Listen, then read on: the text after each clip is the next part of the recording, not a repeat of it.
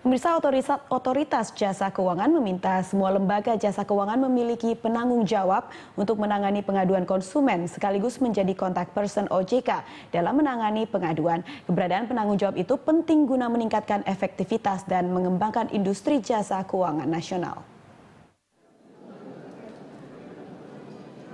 Otoritas Jasa Keuangan menyadari pentingnya tanggung jawab terhadap konsumen bagi lembaga jasa keuangan yang berada di wilayah yang diawasinya. Deputi Komisioner Bidang Edukasi dan Perlindungan Konsumen OJK, Sri Rahayu Widodo mengatakan, OJK terus mengembangkan program pelayanan pengaduan konsumen yang efektif sebagai upaya melindungi kepentingan konsumen dan masyarakat serta mendorong kemajuan industri jasa keuangan di Indonesia. Karena itu, OJK mewajibkan seluruh pelaku industri jasa keuangan untuk menyiapkan satu unit khusus atau pihak yang ditunjuk menangani pengaduan nasabah secara internal. Jika pengaduan tersebut tak dapat diselesaikan secara internal, kasus itu dapat diteruskan ke OJK. Sementara untuk meningkatkan efektivitas penanganan pengaduan konsumen kepada lembaga jasa keuangan, OJK telah meluncurkan layanan terintegrasi. Layanan ini diharapkan mampu menelusuri dan melacak perkembangan penanganan pengaduan konsumen yang disampaikan ke OJK.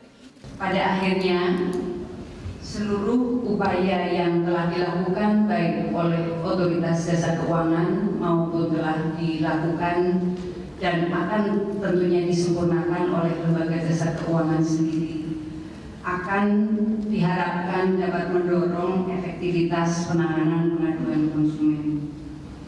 Porsi masing-masing itu yang hampir berimbang antara jumlah perbankan dan non-bank. Non-bank itu mengenai asuransi dan lembaga pembiayaan. Tapi sekarang sudah lebih besar perbankan. Berapa persen? Persentasenya itu 40-40 ya. Kemudian pasar modal sedikit dan yang lainnya.